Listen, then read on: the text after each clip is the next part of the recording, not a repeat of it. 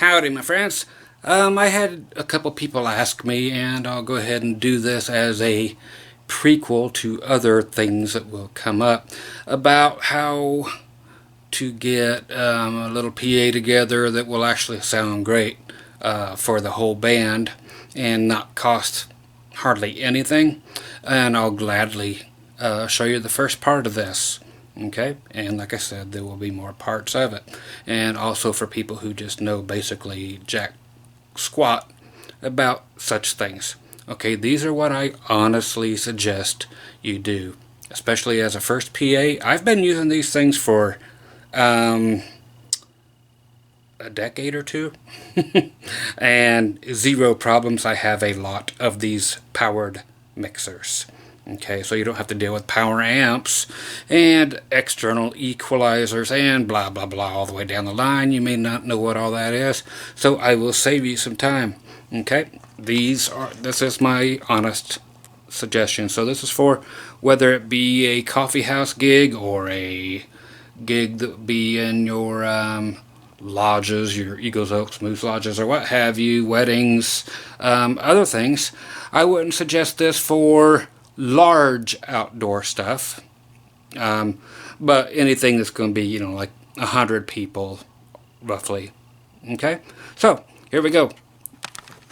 Alright, yes, I do recommend this. There are very few things this company makes that are amazing, but Behringer.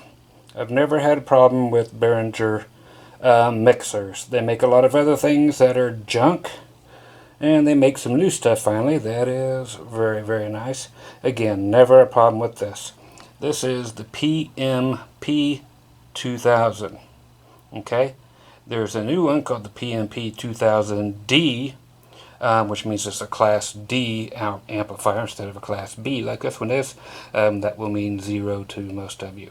I prefer this one, and I'll show you why in a second. Okay, so you're going to be using drums and everything through this. You're like, why? Okay, because everything goes through your sound system. You do not use your guitar amps and crank them so the audience can hear. You mic everything, and you turn your crap down on stage so that it can be heard easily through the sound system. Your PA is not for vocals only. Okay, every single instrument, everything on stage, period, goes through this and comes out the speakers in the front. That is the way they are made to be done, and that's the way you shall do it. Okay, so here it is. It can be used a couple ways. I'll show you how to use it a couple ways. I'm not turning anything on because it's really, really, really easy to understand. Okay, you've got on this one 9 XLR or microphone inputs. Okay, and then the last one here, that's great for plugging in your break music. That's what I use it for. Okay, you could put an adapter on there and put an extra mic in there or what have you without any problem, and it's EQ'd, meaning your lows, mids, and highs. So you have 3 bands of EQ, which is what that means. So your bass, your mid-range, and your treble, if you need to go by that, on every channel. And you need at least, like I said, that's the minimum you need is 3 bands. Okay, so if you need some more bass on the vocal or some more bass on the bass, turn it up. Okay, you have a simple monitor knob for each thing that you plug in. So you plug in one vocal, another vocal, another vocal, another vocal. So you plug in the guitar here, and they need to hear your guitar in the monitors because you have your stage volume down so low, which is wonderful. And then they can just turn up the level of the monitor right here, whatever you want to turn up. If it's the guitar here, just go straight up, turn up the guitar, and it will come through your monitor speakers that are pointed back at you. Okay, and also the effects up here, if you want like reverb, the best reverb on here, when you select from different effects that are here, and it tells you which ones are your effects. So when you scroll through the effects, number 3 is your best reverb, and that's what I would use. Don't use too much of it or it'll sound like you're in a flipping cave. Vocals, barely, maybe a little bit on an acoustic guitar, maybe a little bit on some toms or something on the drums. Okay, you're like, there's not enough channels to put in the drums. I will show you how to do that. And you're like, why don't I get a bigger one then if I have to have all these channels for drums? Because you can get these used any day of the week for $200 or less, and they are amazing. Again, no problem ever. Okay, these will be the volumes where it says level for out front and the main speakers. The main level is the total output for your speakers out front. If they want you to turn down, you're too loud, you can take this and just turn it down a bit and it will go down. Not all equally. Microphones go down slower than stuff like if it was a keyboard directly in there or electronic drums. That stuff goes down a lot faster than vocal mics or guitar mics and so forth. If you have a direct box going to the bass guitar, which is generally what you do, that will go down in volume faster than vocal mics. Here is a direct box. You just simply, here's the cord coming out of it. Use whatever goes into the input of it, 1/4-inch jack, then a microphone cord comes out and goes over to the mixer. That gives it a nice clean signal getting over there, and if it starts, everything has buzz and all that kind of junk like you're used to, you can just simply hit this ground lift switch and the buzz will go away. It's a beautiful thing. So keyboards, bass guitar, electronic drums will always go through these, and acoustic instruments such as acoustic electric guitars and acoustic electric anything else will always go through one of those. Okay, and I will show you a reason for that also again 2 more times here. Okay, so that is basically how it goes. We have a pad here.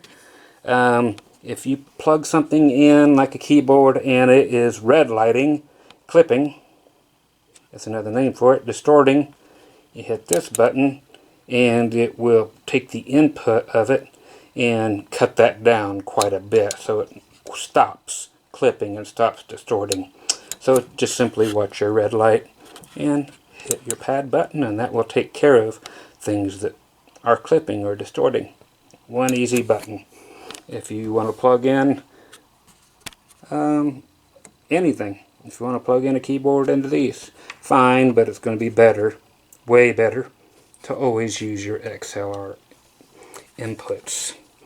Okay, what else do we have here? This can be used in 2 different ways, which is the reason I bring this up to you as another favorite. You could, which mode you have it in, a little switch here, you can do left and right, meaning your front speakers, and have no monitors. So you can have 2 speakers, up to 2 speakers on the left, up to 2 speakers on the right. They would both have to be 8-ohm cabinets. If you have 8 ohms and 8 ohms, plug them together, that gives you 4 ohms.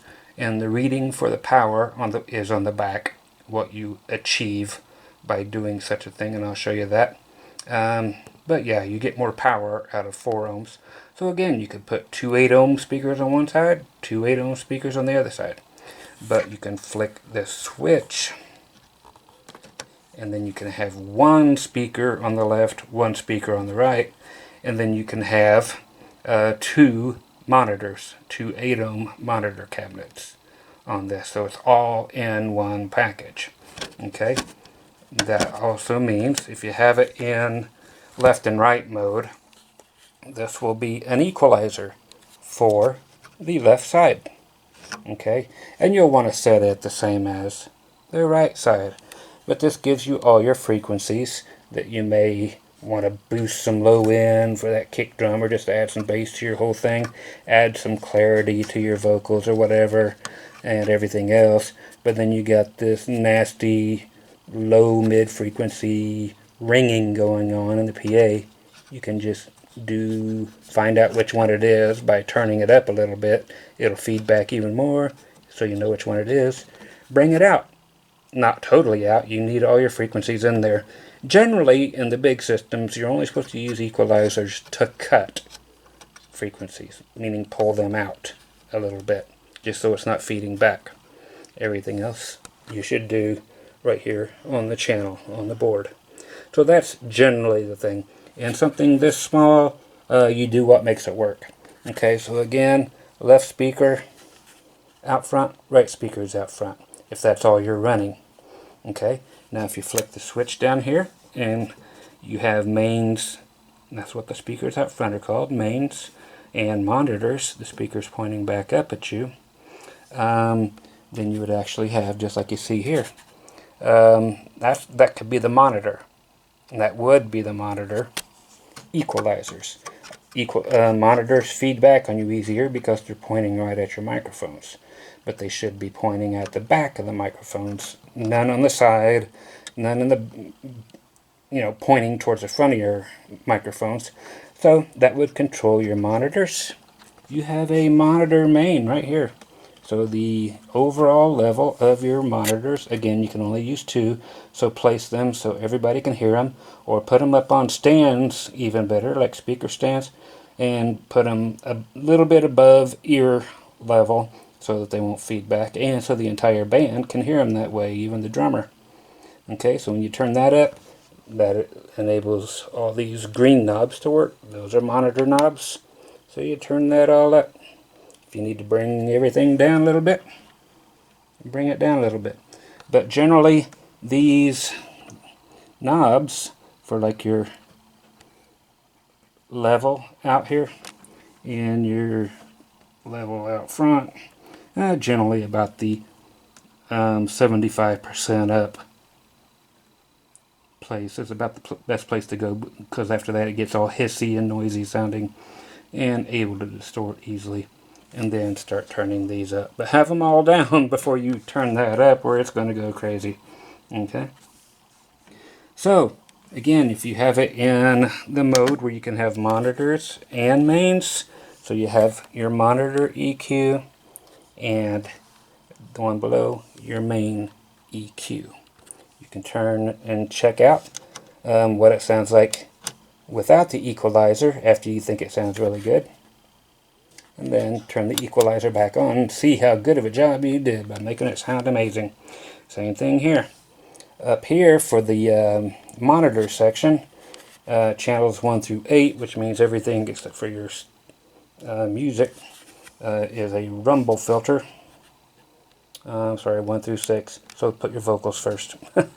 So that can kind of, if everything's rumbling and make low noise and your vocals and stuff, you can kind of pull that out, or just simply take a little bit of the rumble out here, and that's the way to do that. Okay, so if you want to turn up your effects to the mains, again, go up here, find the effect you want. If you find reverb, again, number 3 is what I always leave it on. Turn up your effects, then go to whatever you want effects on. If you want it on your vocal, which is in channel 1, turn a little effects on till it's to your desired place. What you should never use on here is effects to your monitors. This will bring everything up at once. If you have effects turned on the mains, it will bring effects in on the monitors. If you are singing with reverb on, you don't want it in your vocals because you will sing off pitch. Okay, it's just something you don't want to do. So I would tear that knob off or put tape all over it so you'll never turn it on. Okay. So that is about everything as far as on here. Okay, if you are using only the front speakers, not monitors, then you do have stereo things, so you can put something on the right side and the left side, especially music. If you want to do it like as a DJ thing, then you have a good full sounding stereo image. Whereas, all this stuff would be right in the center, which is great. But then starting right here on these channels, they go stereo and everything sounds cool. But when you switch over to monitors and mains, you lose that ability. Okay. On the new version of this, the PMP 2000D, you lose a function, which I will show you. And it's down here. Right here is a foot switch. You can just put a little square or any kind of foot switch. It turns on and then turns off your effects. So when you're talking between songs, it turns off all that crap so people can understand you clear. And they're not, what do you say? And because that will be the way it is. It sounds horrible when you're just talking. So turn them off with a little foot switch. Don't have to be a special one, just one with a thing like that. You can actually just touch the end of a guitar cord, the tip and the sleeve with a screwdriver, and I'll shut that off. You have a preamp out, the monitors. You can send that to another amplifier or to another mixing board. It's a cable from here out to something else. Anytime you use any of these things, anything here, always again, go back to a direct box. Run out of there with a little guitar cord and then use the microphone cable or the XLR and send that over to wherever you need to send it to, because you will have problems with ground problems and you need to put the switch and shut it all up. The more stuff you add to it, the more stuff that's going to buzz, and you can find out which one's buzzing by flicking a switch on everything. Okay. The other things you have, okay, are this, which I just love. Okay, and this is what they deleted on the new one, the 2000D, is they deleted these. These are my lifelines when it comes to playing casinos, is you have a left out and a right out. Okay, so again, you plug those into two different, if you're running in stereo. If not, you run one chord, mono. But into casinos, they always have their house PA system. It's already there for you. But you want to use this thing because you're so familiar with it, and you can change everything right there because they hide their mixing board. You can't do crap with it. So you just send that cord into a direct box, then a microphone cord over to the mixing board there at the casino.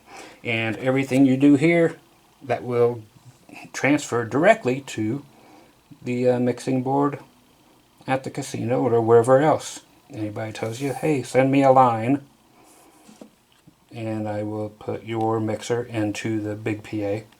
So you can go outside and play bigger concerts and just send them one little cord, and everything that you hear through your speakers will be amplified by 1,000,000 times through their system, but you still have full control over it. So they got rid of those on the new ones and put some kind of USB crap in there and took away this feature. And again, that's my lifeline. That's the only way to get all of this stuff to go through another system. And it's the only way. Okay? Now, I have a bunch of these, and reason being, I put a lot of speakers in very large rooms. I'll put a whole bunch of speakers in different places, blah, blah, blah, and you can only run a certain amount of speakers on this one. But I'll put another one of these whole things in another part of the room, and then another one in another part of the room, and be able to run a whole bunch of speakers off each one of those too. So I can run 4 speakers off of each one of these. But I have to run from out of here, or if it's stereo, run out of both, again with your direct box, and then it will go in to these. Okay? It will be exactly the same volume, everything.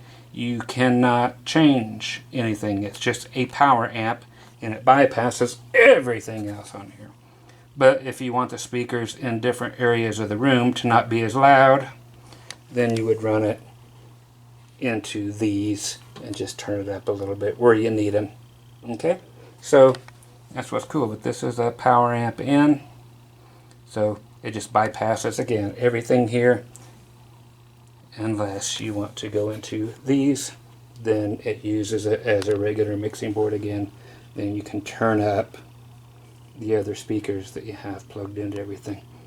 Okay, so that's the basic run of this and why I love these so much. Again, no failure, there's plenty of power. Another thing, this is back before people started faking the wattage on things like they do now. The new one of these, which is again the PMPD, will say that it is 1,600 watts. Of course it's not. This is the true wattage, RMS wattage. Okay, so in stereo mode, going out to your speakers, you can get 225 watts to your speakers. And if you hook two of them together, you get 350 watts going to those speakers. And 4 ohm minimum means only 2 8 ohm cabinets. Same on stage with your monitors.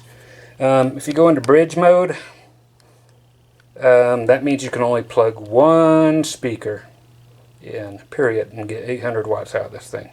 Only one speaker. No more. So if you have one speaker that needs to be really flipping loud, you better have a speaker that can handle all that power. Okay, so not many people use it, but it is the one in the middle. It's nice that it tells you here on the back, yes, these are Speakon things for your speakers. If you do not have connections for these, you are in the dark ages. If your speakers don't have these kind of connections, you are in the dark ages. But yes, they do make adapters that you can plug one in here, and then it automatically goes into a 1/4 inch or that. So if that's all you have, then that's all you have. So you can do that here and at the back of your speakers if you get really old speakers that only have that. So that's what's back here. It tells you however you have it set on the front. If it's in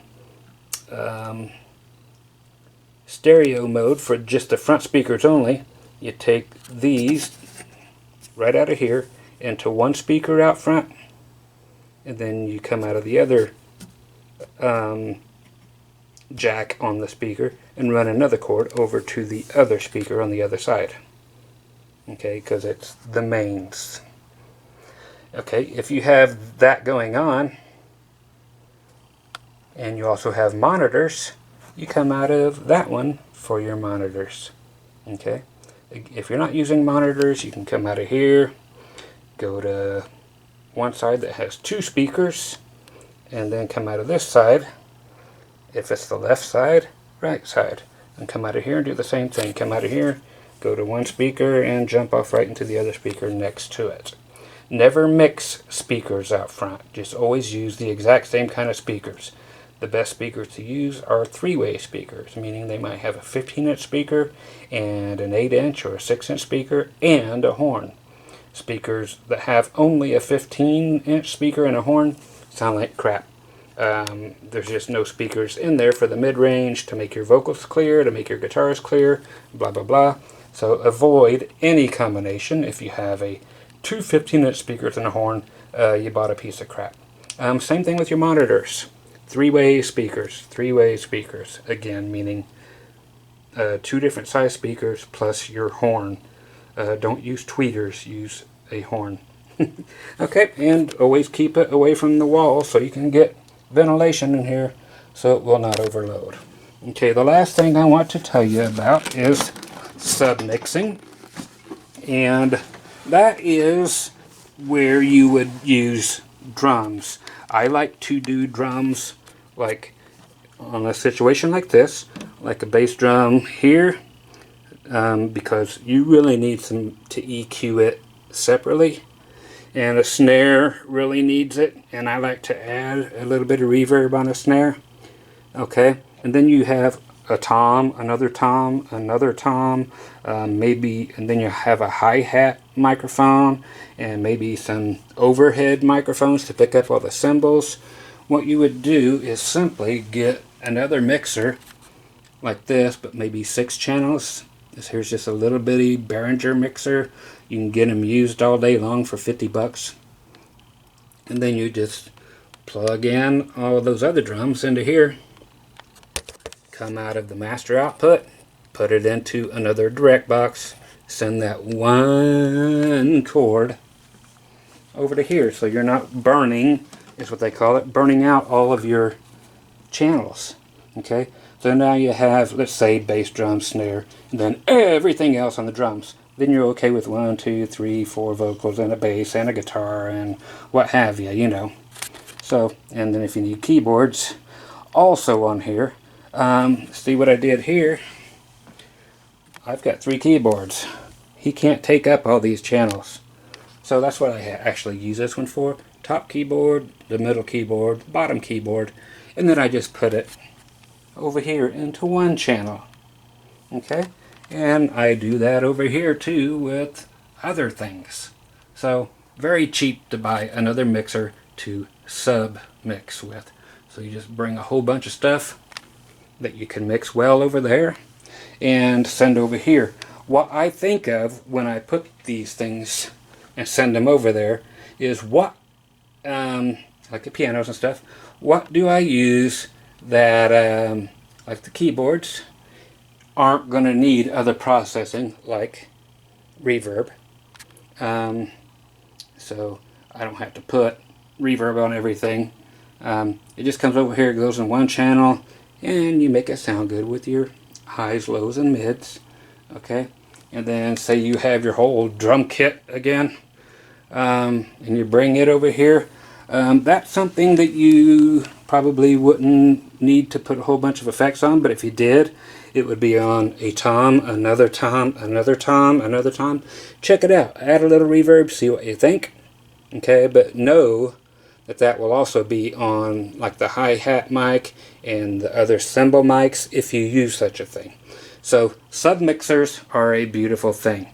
You would not want to use them for vocals because you would send it over here, one channel, and you could only turn up all the vocals at one time in your monitor right here. And not everybody sings the same volume. Some people need more volume because they don't sing as loud as the next guy.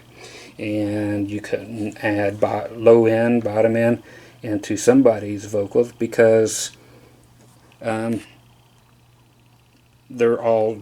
sings different. You could do it over there, but again, coming over here, that's a bad idea for all the vocals to be in a sub-mixer, again, because of the lack of monitor capabilities. So that is basically it, and definitely my choice for these kind of mixers, and to do it on the cheap. Okay, again, 150 up to 200 bucks for this mixer used. Again, they don't make these anymore, but they do make this one, again, with the D. And if these outputs are not important to you for any reason at all, to put them into another mixer or to be able to use whatever. Otherwise, the new mixer is the same, but it'll cost you about $350.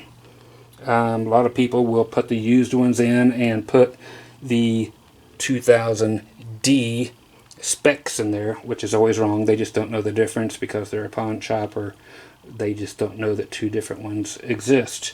This used to be this mixer down here, okay, which is another model. It's like a Model 3000 or something. This is the predecessor to the one I have, and the new one. What's the difference here? Nothing. The color of the front. Okay, so I keep that one in here all the time to use for the whole PA, and then I sub-mix keyboard, everything.